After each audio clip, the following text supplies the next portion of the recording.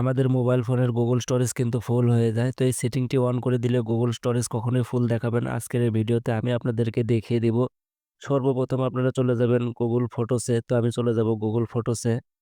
Google ফটোসে চলে আসার পরে উপরে দেখতে পাচ্ছেন Gmail এর কিন্তু আইকন রয়েছে, এখানে ক্লিক করে দিবেন।